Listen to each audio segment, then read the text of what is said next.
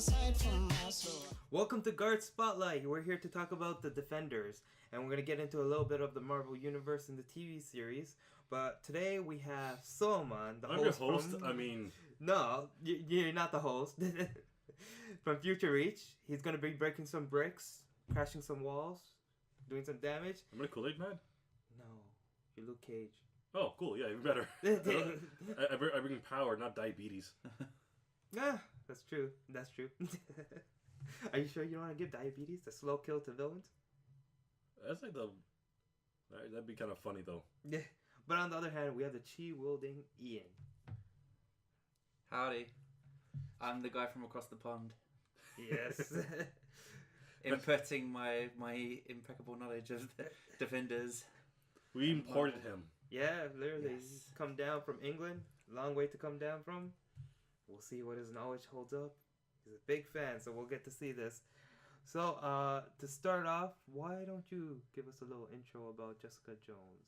Okay, so with Jessica Jones, the entire season is essentially her family coming to grips with not just her, I guess like personal demons. Like she's basically a functional alcoholic, but also with the fact that there's like an actual superpowered stalker who's obsessed with her, and so he has to deal with that. And then it basically culminates with her family coming to some grips with like not just that past, but like her childhood and everything else like that, which we get to see glimpses into. And the main villain? The Purple Man. Basically, spoilers, by the way, because of course it's going to be spoilers. This is the build-up for like the Defenders. Her villain is a Purple Man, and anybody within a select or vicinity of him. So if you're like 10 feet or 20 feet or whatever of him, he basically has complete and perfect control of all your actions. So you smash your face into the wall, you walk through that wall. That person will wholeheartedly do that until he's either told to stop or the Purple Man just like walks out of a room and waits half an hour. Then he's perfectly normal again. But until then, he's a walking nightmare. Okay, that sounds really intense. Oh, yeah, lighthearted series, like something you throw your kids and your grandparents. Definitely for sure. not what they were going for when they did this series. I don't know, that seems really dark. It is a little bit dark. I think out of all four of them, I think Jessica Jones is probably one of the weaker series, in my opinion. It's one of my favorites. Why? Because it has so virtually every main male character in that show is basically a walking allegory for an abusive relationship. So you had one guy who took pills to get super strength. He literally hit one of the female characters and went, "It's not me, it's the pills." So you liked it for the dark humor, is what I'm getting at? That wasn't played as humor. It was played for serious, but like there's also the undertone of him being basically a drunk, in a drunken relationship with like that person. The Purple Man was like this very thought and methodical like villain, but he never saw himself as a villain. He actually saw himself as a victim every other turn, even after like he's murdered X amount of people. He's done horrible things to his parents. Like he is a sick individual, but he plays himself. He thinks of himself as the victim. Everything was done in a very intentional and intelligent manner. Nothing was really ham-handed in the show for me. Okay, no, my perspective is that I just found it very plain. And where Jessica Jones took like this like a very serious standpoint, I think that's definitely more of a DC thing than a Marvel thing. So I really didn't like that contrast. Think about it like this: without Jessica Jones, every other character in the Defenders is kind of not happy-go-lucky. Like they each essentially have their own demons, but with like Jessica Jones, she actually brings, especially as a woman, I guess, because there's also like the abusive standpoint from like relationships and also life, the alcoholism. She brings that to like the Defenders, where like Daredevil can just kind of like move, and life is normal for him.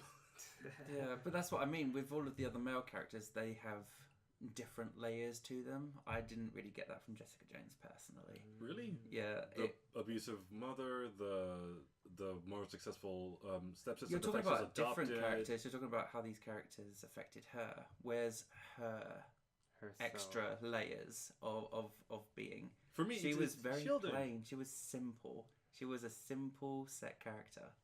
I disagree, but we're gonna move on. We're gonna move on, and maybe Ian can talk about the male characters. Yeah, so we've got Luke Cage. To start off with, we get a lot of his origins background in that he started off in prison. He went there Was he falsely doing accused in that? something. Yeah, he went there for something that he didn't do. And when he came out, he gave himself a different alias. Yep, they commute in this barbershop, which is kind of this peacekeeping place which nobody touches. And then when that gets shot at, he then seeks retribution to kind of right the wrongs and to do better. And that's kind of the overall plotline of Luke Cage. Which is just an awesome series by itself as well. It was pretty amazing. I really enjoyed it. The music, the characters, the setting, No, it everything was came to life. Great. I just had a little part in the middle of the series where it dulled out a bit because they kind of dragged it on. I felt like that. They did, but I felt like there was enough going on to still keep me interested, Yeah. and I liked the change in antagonist as well. Where because you actually liked that? yeah, I loved that. The fact that it changed from Cottonface to his sister. Oh, that's what you mean. Okay, I thought you meant. I was gonna. I thought you meant you changed from like Cottonmouth to Diamond. Oh yeah, I Diamondback. said Cottonface. It's Cottonmouth. But like that's the That was a good switch. That was. Oh no, to his sister. Yeah, like Yeah. I wish it stayed his sister. I didn't see that coming, No. I don't think anyone did. and it still gave us a strong female character as well. That's true. That's true.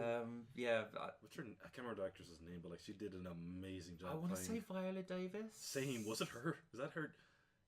It could be. I'm not sure. I'm gonna label it as that until we correct it later Yeah. on. We're gonna piss off like one person who's like a hardcore like Viola Davis fan. That's not her name. She's the that. But no, like the. I wish she stayed the main character, the main villain afterwards, because Diamondback was an actual cartoon character. Yeah, I can see why they wanted it to be more male orientated, because they already had a very strong woman in his mother who kind of created this super villain, and the fact that the mother wanted the girl to not follow that path the same way that she did. So I like that twist and that manipulation, that it was always in her blood, in her family. There's also the what's it called? Yeah, they had like another like Marvel Universe like a strong character, and what's her name? The cop, the female cop. Oh, It's gonna bother me later that I forgot her name because I actually like her character in the comics. I can't remember. Right? You know, but you know who I'm talking about. Yeah. Yeah, I've gone a bit blank as well. So like, her story is amazing, like impressive at least, and outside the show as well, because she thought she wasn't gonna get the job. She just did like a casting call. Went, oh, let's try it out. She got the job, and like some people don't like it because compared to the guy who played Luke Cage, compared to like Viola Davis and Cottonmouth, and whenever she's like in a setting with them, she might seem like a weaker actor, but I still liked her throughout the whole series, and I hope she becomes like a mainstay. She was a nice complementary factor to Luke Cage. Overall, though, I think the villains played really strong. Cottonmouth was one of my favorites. They did, They and I did. think that, especially talking about that police officer, to come back to that point, Yeah. is it was a very nice opposition, that there was so much evil that was going on, and having corrupt cops, and she was actually the legitimate one, the one that wasn't, and she was a female character, so that was pretty incredible from my perspective. Mm-hmm. Yeah, actually true.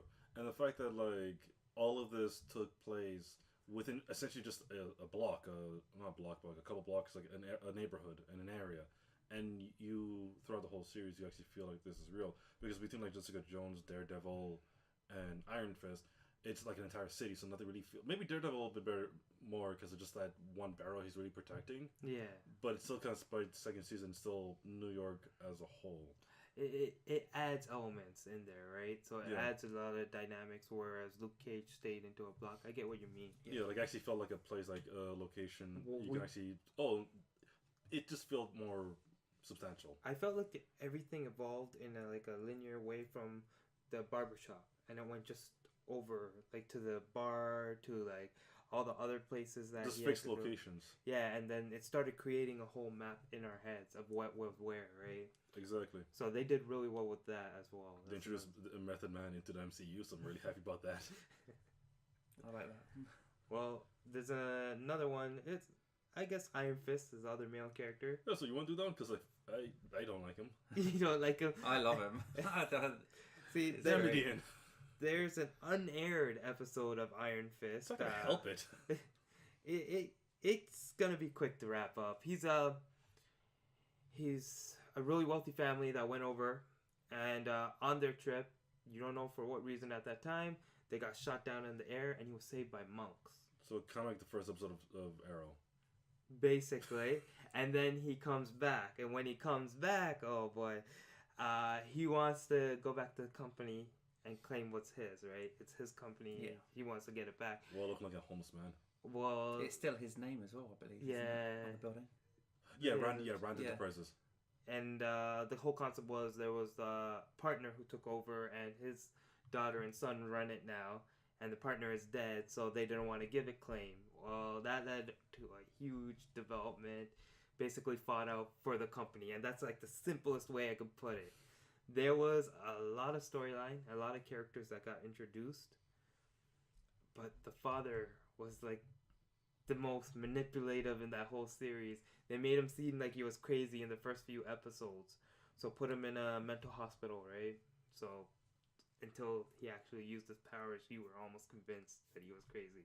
So that's what Iron Fist is all about in a nutshell. Yeah, that father character is probably the most manipulative in the entire series, like all the series. Yeah. Like even more than Purple Man, because he just stayed in a hotel room and just like could control like entire corporation and his kids. Yeah, For basically for years, and it's like his son was damaged.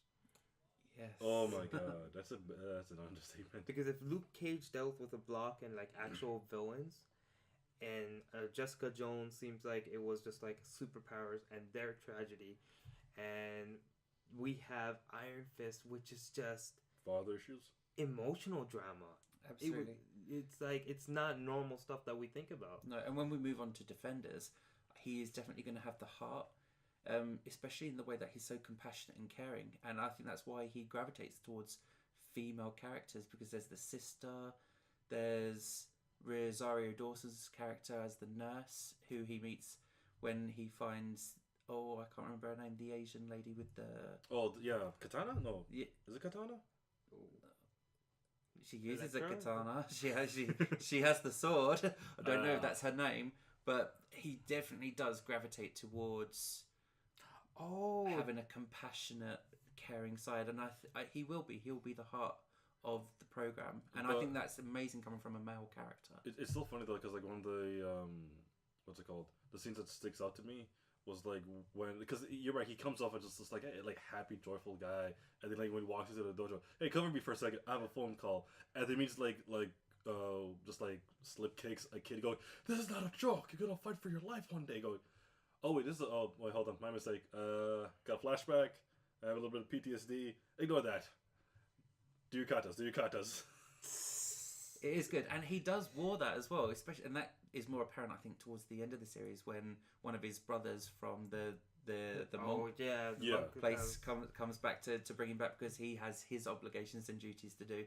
So he's kind of deviated away from his mission. Yeah. And it's like his goal, his duty in life. He's just went, I'll turn my back for now. It's not gonna be that big of an issue. And then when he goes back, oh my god, it's gonna haunt me forever. Kind of moment. Yeah. His brother, what he went through, and it was just like the monk brotherhood. It seems like it was really strict. It's a very different set of rules. Well, they did beat the crap out of him as a kid. Yeah, but you understand, like Danny came in, he was very strict like that. But then as the series came by, he just opened up emotionally, took more and more stuff, and But then it's lost because he his mostly way. peaked as a child, though. Only in the sense that like the only thing he got like emotional, the only emotional thing he got out of the monks is just like a lot of anger issues and just straight up rage that he represses pretty consistently throughout the show. That was a big theme that he kept on repressing it, right? Yeah. And he never let it out. This is what I mean about layers of character, which is what Jessica Jones lacked, is that not only was he the warrior, but he also then peeled back the layers and showed that human side as well. And I found that in Luke Cage as well. Yeah, Luke Cage And had a lot. Daredevil. Luke Cage, like from the outside, if you haven't met him, he seems like a hard ass. But then he saved that lady at the store. He did like care about Pop so much, right? Yeah. That he took his word seriously. That he eventually started like expanding his heart to the rest of Harlem. Yeah. To the point where like Harlem's under his protection. And it's a big factor, right? So what will happen is going forward is like Daredevil's gonna be another layer that we're gonna peel apart, and we're gonna do that in the second part. So if you like this part and you want to continue, just click on the second part.